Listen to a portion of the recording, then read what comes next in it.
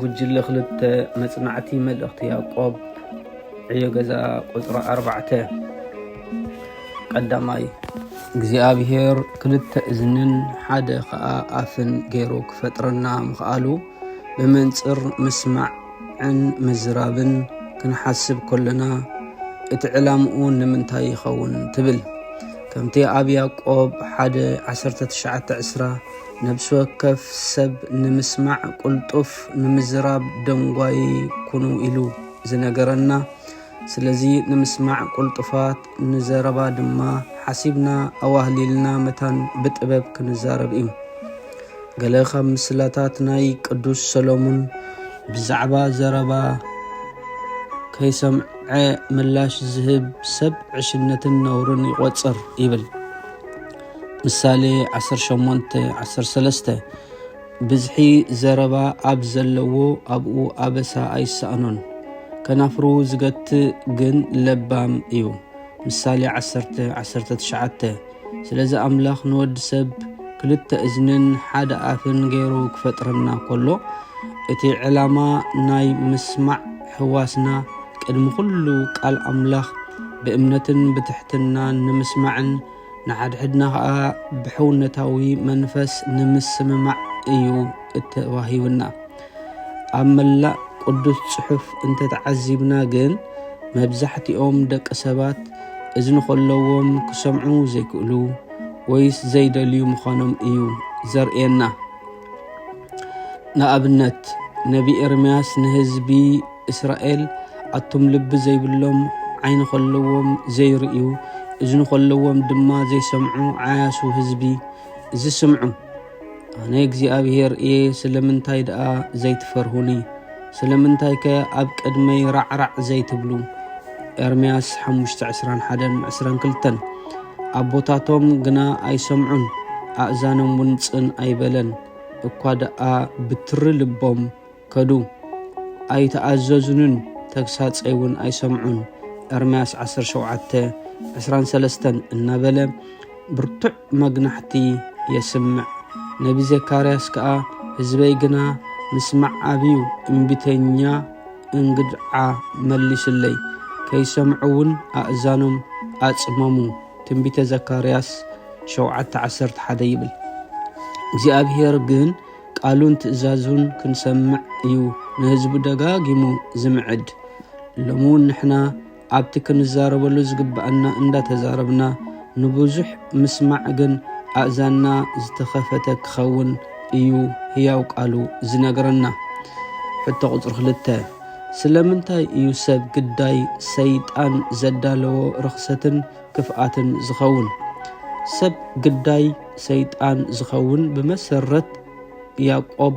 1:21 ስለዚ ንርኽሰት ዘበለ ብዝሒ ክፍኣት ኣርሕቑ ነቲ ንነብስኹም ከድሕና ዝኽእል ትኹል ቃልውን ብግርህነት ተቐበሉ ሰማዕትን ገበርትን ኩኑ ሰብ ነቲ ዝሰምዖ ቃል ኣምላኽ ብምስተውዓል ስለዘይሰምዖ እዩ ኣብቲ ምስማዕን ምስተውዓልን ፍልልይ ኣሎ እቲ ዘስተውዕል ሰብ ነቲ ቃል ተቐቢሉ ዝእዘዝ እዩ ጎይታውን ከምዚ ኢሉ ኣሎ ወንጌል ማቴዎስ 13:13 እናረአዩስ ኣይርእዩን እናሰምዑን ኣይሰምዑን ኣየስተብህሉን እዮም እሞ ስለዚ ብምስላ እዛረቦም ኣለኹ በለ ጎይታ ወንጌል ማቴዎስ 13:23 እቲ ጽቡቕ ምድሪ እተዘርአ ከዓ ነዚ ቃል ሰሚዑ ዘስተውዕሎ እዩ ንሱ ፍረ ይፈሪ ገሊኡ 100 ገሊኡ 60 ገሊኡ ከዓ 30 ይእቱ ስለዚ እቲ ዘስተውዕል ሰብ ነቲ ቃል ሰሚዑ ተኣዚዙ ከም ፍቓድ ኣምላኽ ዝነብር እዩ ንሱ ድማ ካብ ኩሉ ክፍኣትን ርኽሰትን ዘበለ ተሓልዩ ግዳይ ሰይጣን ከይኮነ ነቲ ዝመጾ ፈተና ዝብድህ እዩ ጳውሎስ እውን ነታ ናይ ኤፌሶን ማሕበር ኣምላኽ ከምዚ ኢልዎም ኣሎ ንፍሕሶ ሰይጣን ምቋም ምእንቲ ክትክእሉ ኩሉ ኣጽዋር ኣምላኽ ልበሱ ኣዴና ህዋን ነቲ ትእዛዝ ኣምላኽ ገዲፋ ንፍሕሶ ሰይጣን ምኽሪ ዲያብሎስን ክትሰምዕ ነቲ ናይ ህይወት ቃል ገዲፋ ንጸልማት ክትሰምዕ ምስ ፈተነት እያ ግዳይ ሰይጣን ዝኾነት ዘፍጥረት 3:4-6 ቁጽር 3 ሕቶ ዓስቢ ናይቶም ንቓል ኣምላኽ ሰሚዖም ገና ዘይእዘዝዎ ድማ ቁጣዕ ኣምላኽ ኣብ ልዕሊኦም እዩ እናበለ አብርሃም ናይ ምእዛዙ ዓስቢ ካብ ኣምላኽ ከምዚ ዝበለ በረኸት ተቐበለ። ቃለይ ስለ ዝሰማዕካ ህዝብታት ኩላ ምድሪ ብዘርእኻ ክባርኹ እዮም በሎ። ዘፍጥረት 22:18 ዘይምእዛዝ ካብ እግዚኣብሔር ይፈልየና ኣብ ህይወትና በረኸት ኣምላኽ የስእነና። ኢሳይያስ 59:2 ዓስቢ ዘይምእዛዝ ሓጢኣት እዩ፣ ዓስቢ ሓጢኣት ድማ ሞት እዩ። ሮሜ 6:22-23 ወስብሐት ለእግዚአብሔር። ብን ወልድን መንፈስ ቅዱስን ሓደ ኣምላኽ ኣሜን። ጉጅለ ሓደ መጽናዕቲ መልእኽቲ ያዕቆብ እዮ ገዛ ቁጽሪ 4 ዝቐረቡ ሕቶታት። ቀዳማይ ሕቶ እግዚኣብሔር ክልተ ኣእዛን ሓደ ኸ ኣፍ ገይሩ ክፈጥረና ምዃሉ ብመንጽር ምስማዕ ንምዝራብን ክንሓስብ ከለና እቲ ዕላምኡ ንምንታይ ይኸውን ትብል። ካልኣይ ሕቶ ስለምንታይ ሰብ ግዳይ ሰይጣን ዘዳለዎ ርክሰትን ክፍኣትን ዝኸውን። ሳልሳይ ሕቶ ዓስቢ ናይቶም ንቓል ኣምላኽ ብክልተ ኣእዛኖም ዝሰምዕዎ ግን ከዓ ዘይእዘዝዎ ዘይገብርዎ እንታይ እዩ ትብል። ጉጅለ ሓደ ዝመለስዎ እግዚኣብሔር ክልተ ኣእዛንን ሓደ ኸዓ ኣፍን ገይሩ ክፈጥር ምኽኣሉ ብመንጽር ምስማዕ ንምዝራብን ዓሊሙ እዩ ዘብለና ኣብቲ ቅዱስ ጽሑፍ ኣይነግረናን እዩ። ልሳን ግን ንእሽቶ ክነሳ ግናኸ ከም ትቕልዒ ሓዊ ባርዕ ከልዕል ዝኽእል ልሳኑን ከምኡ ብዙሕ ከተባላሹን ከተዕኖን ከም ትኽእል ሓዋርያ ያዕቆብ ጽሒፉሎ። ያዕቆብ 3:5 ብዝሕ ዘረባ ኣብ ዘለዎ ኣብኡ ከዓ ኣበሳ ኣይሰኣኑን እሞ ካብ ምዝራብሲ ጽን ምባል ይበልጽ። ጽን ኣብ ንብለሉ ሞት ብዙሕ መስተውዕል ስለ እንኽእል እቲ ጽን ምባልና ብዙሕ ንኸይንዛረብ ይሕግዘና እዩ። ኣብ መዝሙር 62:11 ከዓ ስልጣን ናይ ኣምላኽ ምዃኑ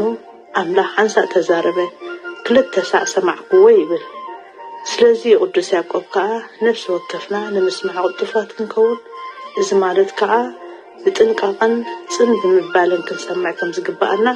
ዝምህር። ኣብቲ ብዝሕን ዋሕድን ክፍለ ኣካላት ዘይኮነ ግና ኣብቲ ኣቓልቦን ኣድህቦን ከነድህብ ከም ዘለና ክንርዳእ ከዓ ኣገዳሲ እዩ። ልቢ ሓንቲ እያ፣ ሓንቲ ልቢ ስለ ዘላትና ኢና እንዕሹ ክንብል ግን ኣይከኣለናን እዩ። ካልኣይ ስለምንታይ እዩ ሰብ ግዳይ ናይቲ ሰይጣን ዘዳለዎ ርክሰትን ክፍኣትን ዝኸውን? ሓዋርያ ያዕቆብ ኣብቲ ምሉእ ሕጊ ንሱ ድማ ሕጊ ሓርነት ኣጸቢቑ ዝጥምትን ዝጽንዕን ግብሪ ዝገብር እምበር ዘይርስዕ ሰማዕ ግና እዚ ብግብሩ ብፁዕ ክኸውን እዩ ብምባል ጽሒፉሎ። ያዕቆብ 1:25 ሰብ ግዳይ ናይቲ ሰይጣን ዘዳለዎ መፈንጥራ ዝኸውን እምበኣር ኣብቲ ምሉእ ሕጊ ዘይኮነስ ኣብቲ ሕጊ፣ እዚ ማለት ከዓ ኣብቲ ቃል ኣምላኽ ገፊላዊ ኣጠማምታ ስለ ዝህልዎ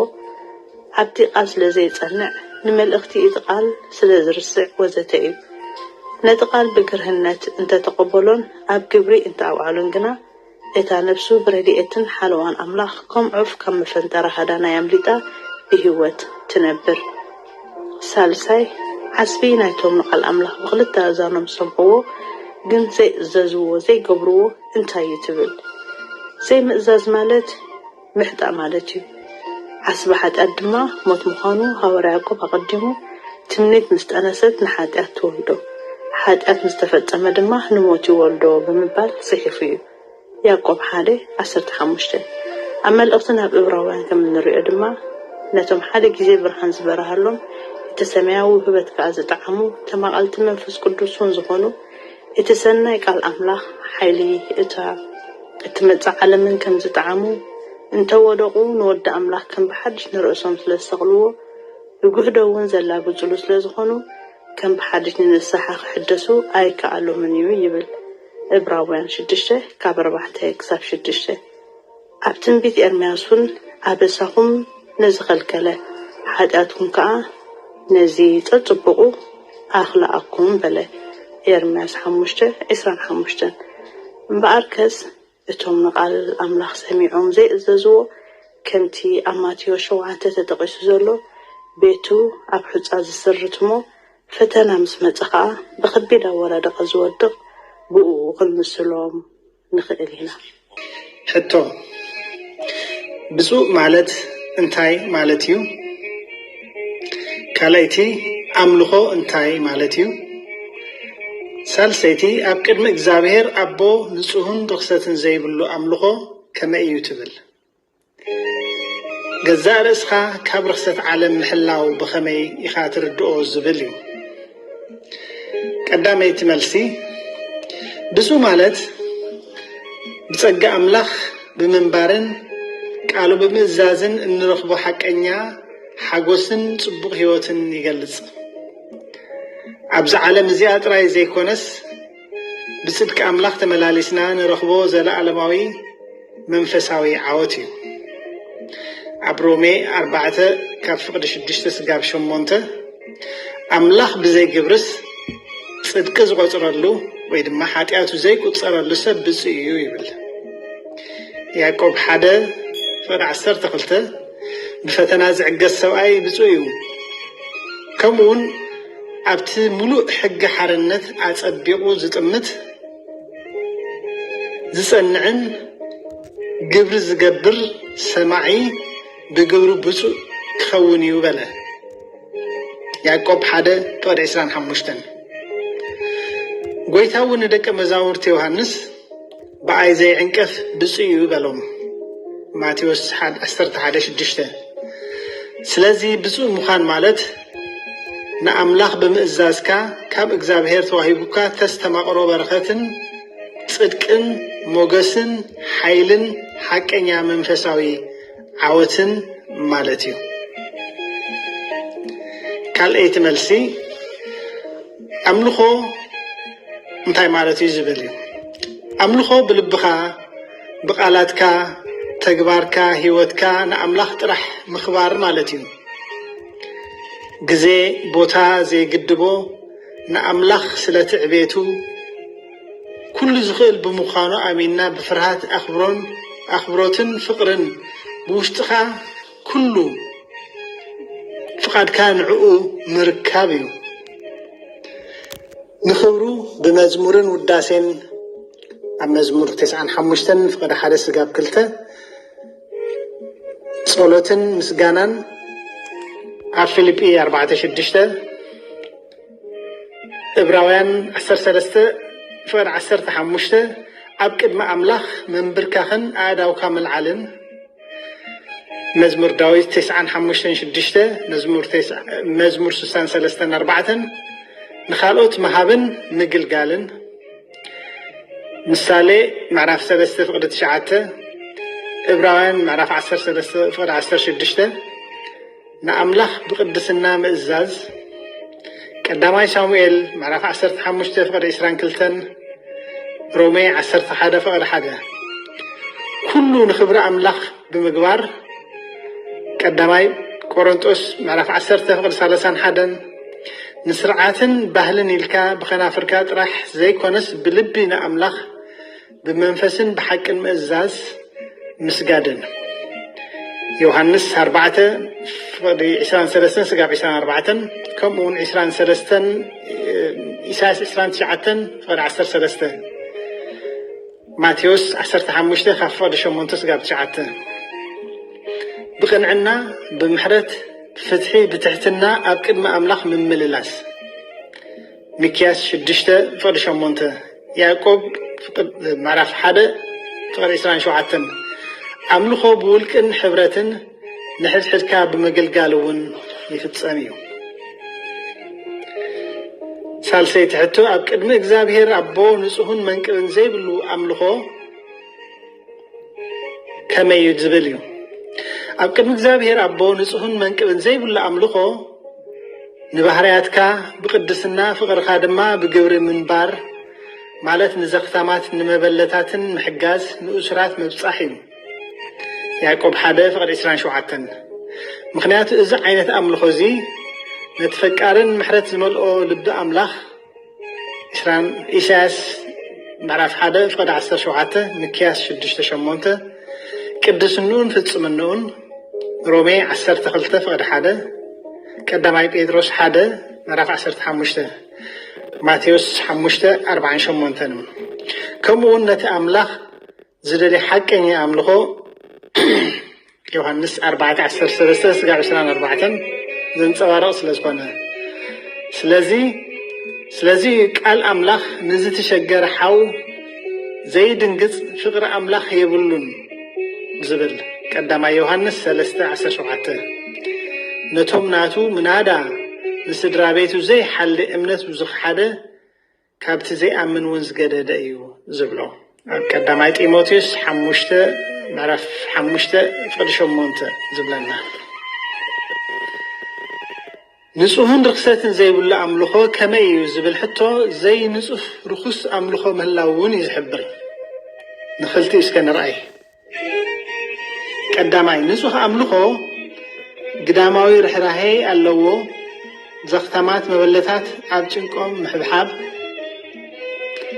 እዚ ብፍቕራዊ ተግባር ዝግለጽ ኣምልኾ ይውክል ግብራዊ ብዘይ ርእሰ ፍትወት ናብቶም ኣዝዮም ዝተሸገሩ ሰብ ዝቐንዐ ዝገልጽ እምነት እዩ ንኣብነት ንግዳም ሓደራት ብፍቕሪ ምሕጋዝን ምኽባርን ስድራ ንዘይብሎም ቆልዑ ምእላይ ብቁጠባ ንዝተሸገሩ መበለታት ገንዘባውን ሞራላውን ድጋፍ ምግባር ስድራ ዘይብሎም ሕሙማትን ኣረጋውያን ምብጻሕ ፍትሒ ንዝሰኣኑ ንውፅዓት ብሓልዮት ምጉስጓስ ኣንጻር ናይዚ ድማ ርኩስ ኣምልኾ እዩ ፍርሃት ኣምልኾ ስለ ዘይብሉ ንኩሉ ሸለል ይብል ዘረባ እምበር ተግባር ዘይብሉ ኣምልኾ መንፈሳዊ ቃላት ይጥቀም እምበር ንእምነት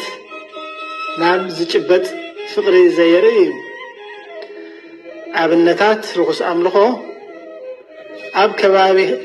ከባቢኻ ዘሎ ድኽነት ሸለል እንዳበልካ ንሓደ ህንፃ ንምምዕራግን ንምሕዳስን ሚልዮናት ወፃእ ምግባር ንሓደ ዝተጸገመ ሰብ ክትሕግዞ እንዳኽኣልካ ክትጽልየልካ ኤልካ ምፍናውን ዘይምሕጋሱን ምምራጽ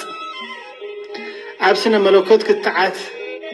ትምህርታዊ ንጽህና ምትኳር ንኻልኦት ብትሪ ምቅዋም እምበር ንዝሳቐዩ ሰባት ዘይምግዳስ ጎይታ ንፈሪሳውያን ብሕጊ ዕሽር ይወስዱ ግናኸ ነቲ ዝያዳ ኣገዳሲ ዝኾነ ጉዳይ ሕጊ ማለት ፍትሕን ምሕረትን እምነትን ሸለል ምባሎም ግቡዛት ኢሉ ክናቕፎም ንርኢ ኣብ ማቴዎስ 23:23 ንጹህ ኣምልኾ ውሽጣዊ ንጽህና እዩ ብዓለም ከይተበከልካን ንነብስኻ ምክልኻል እዚ ብውልቃዊ ቅድስና ዝግለጽ ኣምልኾ እዩ ካብቲ ኣብ ከባቢ ዘሎ ባህሊ ሓጢኣታዊ ክብርታትን ቅድታትን ተፈልዩ ኣብ እምነት ዝቕጽል እዩ ኣብነታት ንጹህ ኣምልኾ ኣብ ንግዲ ምትላል ልሙድ ኣብ ዝኾነሉ እዋን ቅንዕና ምምራጽ ጾታዊ ርክብ ከም ሕጊ ዓለም ፍቁድ ኣብ ዝኾነሉ ባህሊ ጾታዊ ጽሬትን ተኣማንነትን ምሕላው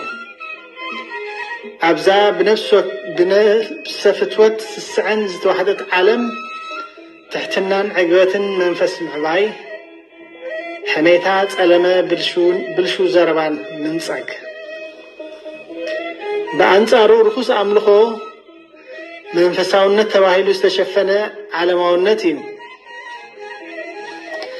እዝን እግዚአብሔር ኢልካ ብሓቂ ኣብ ክንዲ ምልውዋጥ ምስ ናይ ዓለም ክብርታት እትሰማማዕ ኣምልኾ እያ እምነት ንውልቃዊ ረብሓ ክብሪ ወይ ንሓጢኣታዊ ኣተሓሳስባን ኣካይዳን ንምምኽናይን ይጥቀምሉ ኣብነታት ርኩስ ኣምልኾ እምነት ምስ ንዋታዊ ሃብትን ዓወትን ኣተኣሳሲርካ ከም ዓለም ክትህብ ምድላይ መራሒ ቤተ ክርስቲያን ከለኻ ፖለቲካዊ ስልጣን ጽልዋን ከም ቀዳማይ ዕላማ ምድላይ ኣብ ሚድያ ዝግበር ክትዓት ንክርስቲያናት ንኽትጣበቕ ዓለማዊ ከፋፋልን መርገፂ ሒዝካ ብቁጥዕን ዕቐትን ምዝራብ ሃይማኖት ተጠቂምካ ብትብዓት ከም ትሌዋዊ ንሳምራዊ ወዲቁ ዝፈንፈኖ ንጽልእን ምግላልን ንትብባዕ ነዚ ክልቲኡ ብጥሓስውን ከምቲ ፈሪሳዊ ጸውምን ዕሽር ይህብን ጸሎቱ ግና ርህራሄ ስለ ዝጎደሎ ነቲ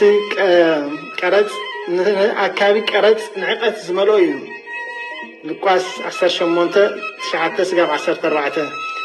ስለዚ ንጹህ ኣምልኾ ንኣምላኽ ዝኸውን ልቢ ውሽጣዊ ንጽህና ብልቢ ንሰባት ዳግማይ ርህራሄ ብምህላው ይግለጽ ናይ መወዳእታ ሕቶ ገዛእ ርእስኻ ካብ ርክሰት ዓለም ምሕላው ማለት ብቅድስናን እግዚአብሔር ተኣዚዝካ ምንባር ካብ ሰባት ከይተነጸልካ ዓለማዊ ትምኒት ተቃዊምካ ካብ ኃጢአተኛ ቅዲ ናይዚ ዓለም ልብኻን ህይወትካን ምሕላው ቀዳማይ ዮሐንስ ምዕራፍ 2:15-17 ብምሕዳስ ሓሳብካ ምልዋጥ ኣብ ሮሜ 12:2 ብኩለንተናኻ ቅዱስ ምዃን ቀዳማይ ጴጥሮስ ምዕራፍ 1:15-16 ልብኻ ምጽራይ ማቴዎስ 5:8 በቲ ውሉድ ኣምላኽ ገይሩ ኣብ ልዕሊ ኃጢአት ዓወት ዝሃበካ ክርስቶስ ብእምነት ምምልላስ ማለት እዩ ቀዳማይ ዮሐንስ 5:4 ወይታ ይባርክኩም بسم آبن والدن منفس قدسن على أملاك آمين يقزا قطر 4 مصنعة ملأختي يعقوب وجل 4 زملسو ملسي قطر 1 بصو انتاي مالتيو بصو مالت كبر مسجون مروق بروخ قدوس صادقا عوتن زبل ترغم نرخبلو أما زمر 1 بمخرس يعني زي ملالس أما قد حطان كذا يقوم أما برملاقت لما زي كمت بحق እግዚአብሔር ዳዝ ፍሳህ እትሕጉን ለይትን መዓልት ዝመራ ምረሰብ ስብስዩ ወሲኹን ኣብታ አንቀጸውፃን ዝፍለጥ ማቴዎስ 5 ምእንቲ ጽድቅ ዝጠሚዩ ምእንቲ ጽድቅ ዝስደዱ ዝስእኑ ዝግፍዑ ወዘተ ብፁዓን እዮም ይብል ኣብ መዝሙር 119 ነውን بمنقدم في السماء دخانو بحق እግዚአብሔር ዝመላለሱ ብፁዓን እዮም ይብለና ኣብ ሉቃስ ወንጌሉን ጎይታ ከምዲልና ኣሎ ዝጸሎትካ ከርስን ዝጠበኻይን ኣጥባትን ብፁዓን እዮም ዝብልዎ ብፁዓንሲ እቶም ንቓል ኣምላኽ ዝሰምዑን ዝእዘዝዎን ዝሕልውዎን እንዳዮም በለ እምበር ካብዚ ሓሳብ እዚ ብምብጋስ ብፁዕ ማለት ንቓል ኣምላኽ ዝሰምዕ ዝእዘዝ ዝሕልዎ ተተግብሮን ማለት ምዃኑ ንርዳእ ሉቃስ ወንጌል 11:28 ቁጥር 2 ኣምልኾ እንታይ ማለት እዩ ኣምልኾ ማለት ንሓደ ነገር ርእስኻ ምግዛእ ምምላኽ ምእዛዝ ምውፋይ ምፍቃር ዘለካ መሃብ ክሳብ ህይወትካ እውን ምውፋይ ማለት እዩ ሉቃስ 16:13 ቅድሚ ዘበን ሙሴ ኣብ ዝነበረ ኣምልኾ ኣቦና አብርሃም ኣብ ዝመደበ መሰውእ ሰሪሑ መስዋዕት የቕርብ ነበረ በፍጥረት 12:7-8 ካብ ሙሴ ክሳብ ክርስቶስ ዘሎ ድማ ብሕግን ስርዓትን ኣብ ድንኳን ምርኻብ ድሕሪኡ ከዓ ቤት መቅደስ ብካህናት ዝምራሕ ብመዝሙር ብንባብ ጸሎት ኣምልኾ ይፍጸም ነበረ ኣብ ኣምልኾ ክርስትና እውን ከምኡ ብስብከት ቅዳሴ ምንባብ ቃል ኣምላኽ ጸሎት ወዘተ መዝሙርን ይፍጸም بحافش أملخو نجزابير أملاخ كاب ملؤ لبخاب كل انتنا خام فكار فقاد مقبارن مالتيو نمسعي كون كم نفسه خام فكار دمائيو تحقني أملخو كاب لبز فلفلنبر ببطان بقزين زوستان أيكونن يوحنس 4:10-4 باركس أملخو قبها الكلو أملاخ كخونة فإليو نخلنا نقرون كخونة فإليو كم عبنات نتعوث نغنزب وزته ቁጥር 3 ኣብ ቅድሚ እግዚአብሔር ኣቦ ንጹህን ርክሰት ዘይብሉና ኣምልኾ ከመይ ትብል ኣብ ቅድሚ ኣምላኽና ኣቦ ንጹህን ርክሰት ዘይብሉና ኣምልኾ እዚ እዩ ርስኻ ካብ ርክሰት ዓለም እናሓለኻ زختاماتن مبلتاتنا مكرهم سببهم من مبصحي قدام يتسلنكي 4:5-7 زمالتي وقت كان أنا ما برخان كابتم كالوت أحزاب تفليك خونا الله مالتي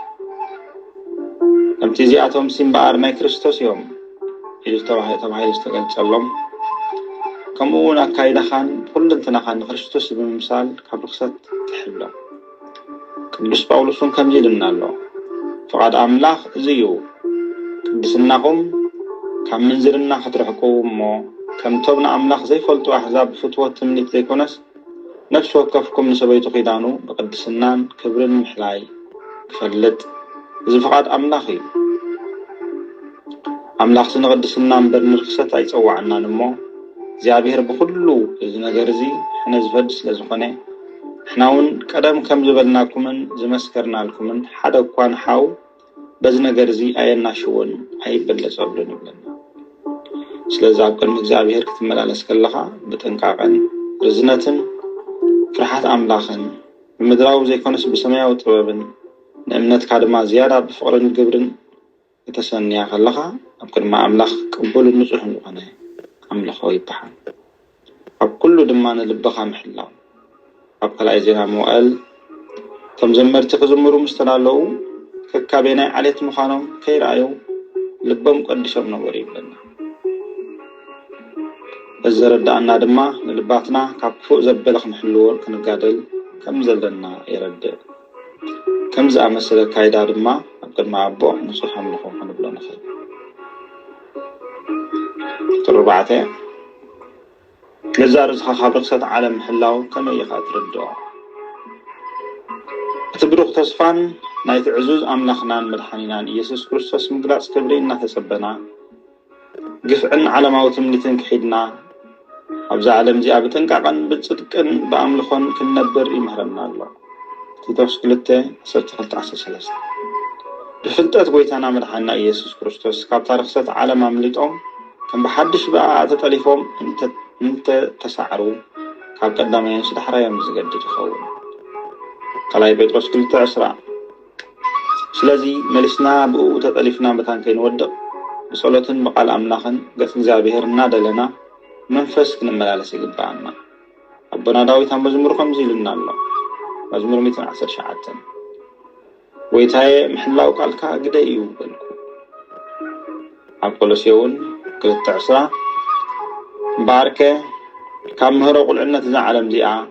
كريستوس كم مطكم سلم التايدة قبل عالم كم دول خمسي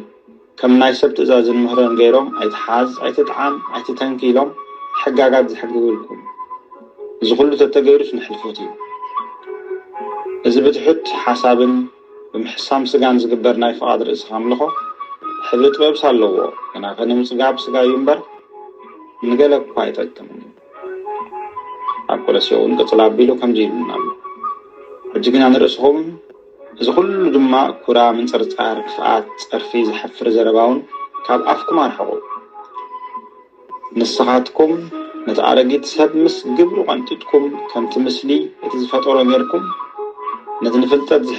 حدش سب زلبسكم حدكم أي تتحساسوا كل سلسلة شمانت